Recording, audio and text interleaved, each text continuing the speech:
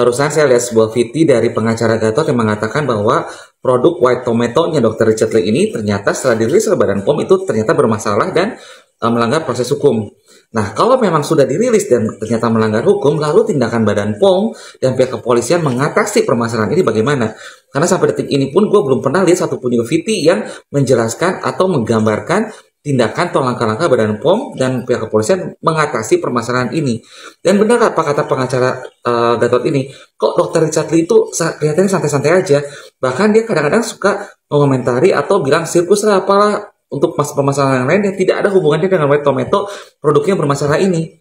Apakah ini semacam pengalihan isu yang dilakukan Dr. Richard Lee supaya masyarakat tidak fokus terhadap produk yang melanggar hukum atau bagaimana? Masalahnya gini loh, ini buat gue pribadi semakin janggal tambah kesini itu dalam hal skincare ini. Karena sudah ada 3 hal yang membuat gue janggal. Yang pertama, laporan Nikmir, ditetapkannya Nikmir menjadi tersangka kok begitu cepat. Kedua, laporan Doktif soal persekusi kok sampai sekarang masih ngambang. Ditambah masalah White Tomato ini kayaknya semua yang harusnya yang benar-benar bersalah kok santai-santai semuanya gitu loh. Ini aneh loh. Dan kalau begini caranya ini bisa bahaya loh gue bilang.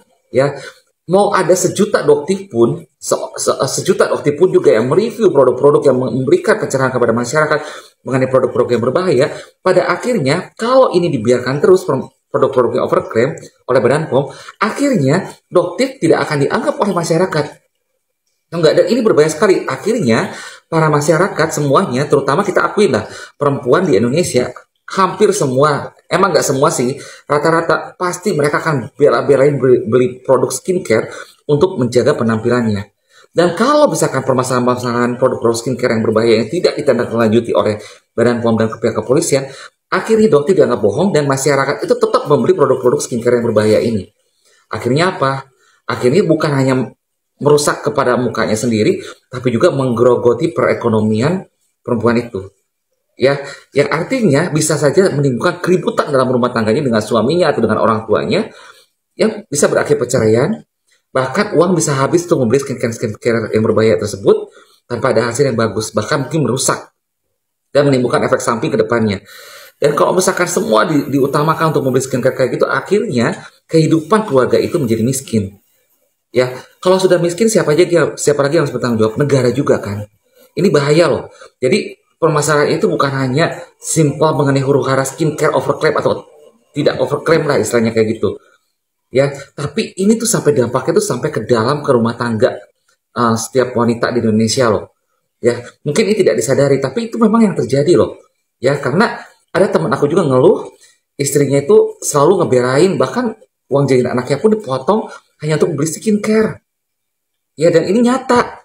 Dan mungkin banyak lagi permasalahan-permasalahan lain yang dalam keluarga yang mereka tuh bela-belain untuk beli skincare. Dan kebayang nggak, kalau skincare yang mereka beli itu adalah skincare berbahaya dan omongan dokter itu tidak dipercaya lagi hanya karena oknum-oknum Badan POM, oknum-oknum polisi yang mungkin tidak menindaklanjuti ini semua. Ngerti nggak? Dan kalau sudah miskin kayak gitu, jadi masyarakat banyak yang miskin, bukankah nama Indonesia pun jadi kurang baik juga ya? Ternyata masyarakatnya setelah ditelaah sebagian juga menjadi miskin hanya karena untuk membeli produk-produk skincare yang berbahaya. Masih mending kalau membeli produk skincare itu yang benar-benar bisa menjaga penampilan. Tapi kalau misalkan yang berbahaya, semakin susah juga kan orang. Dan yang paling senang siapa? Mafia-mafia itu semakin merajalela lagi.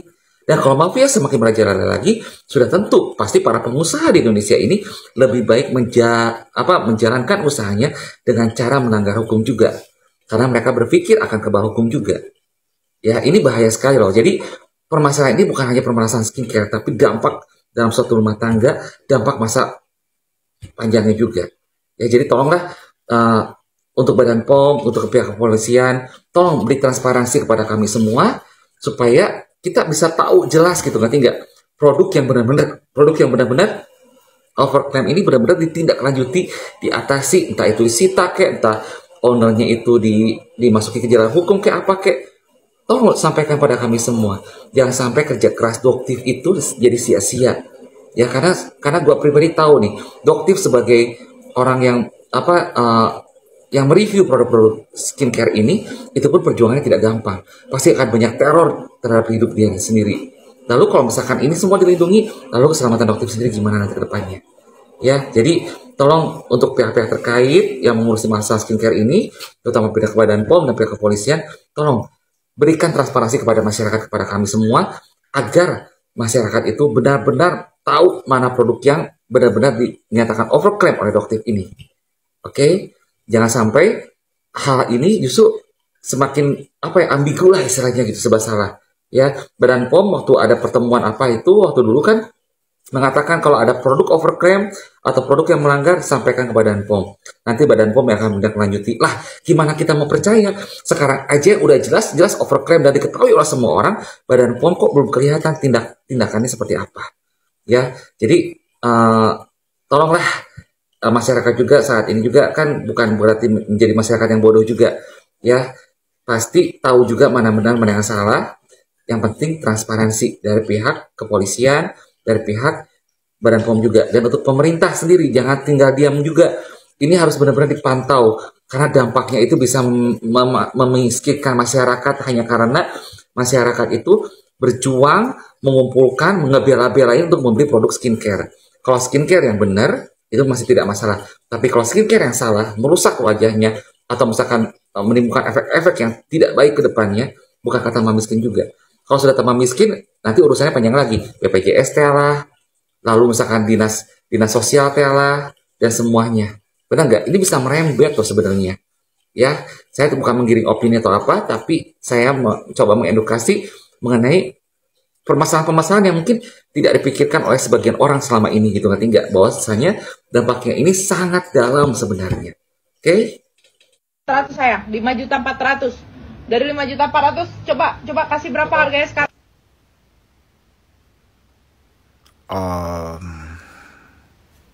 190.000. Harga sebelumnya 5 jutaan ya. Jauh banget ya. Ada apa ini? Error kah? Atau gimana kah? Atau memang harganya semestinya di bawah itu ya? Aduh. Tapi katanya harga sedekah, ya udah harga sedekah, oke. Fitri Sahutaru baru saja mengeluarkan sampel dari produk skincare-nya. Namun dokter detektif sudah mulai panas. Kenapa Doktif? Kenapa panas?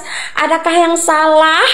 Atau Doktif takut ya punya saingan baru? Atau Doktif takut entar produk skincare dari majikannya nggak laku lagi? Tenang Doktif, rezeki sudah ada yang ngatur. Mungkin rezekinya Doktif adalah menjadi babu dari Dokter NN, ya, bukan menjadi owner skincare dari produk Doktif sendiri. Kenapa Doktif? Kenapa nggak bisa ya? Setelah menjatuhkan brand orang lain dan meng-up brand sendiri masih down juga. Mungkin itu tandanya Doktif tidak bisa berkiprah dengan menjadi owner skincare dari brand produk Doktif sendiri. Alhasil Doktif ngebabu menghasilkan banyak ya.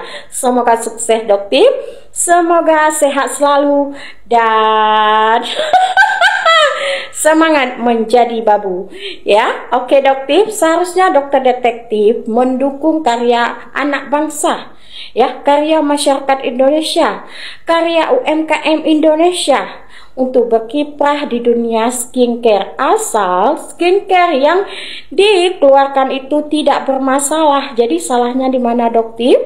Rezeki sudah ada yang ngatur Doktif. Tetap semangat, tetap berkarya menjadi babu ya Doktif.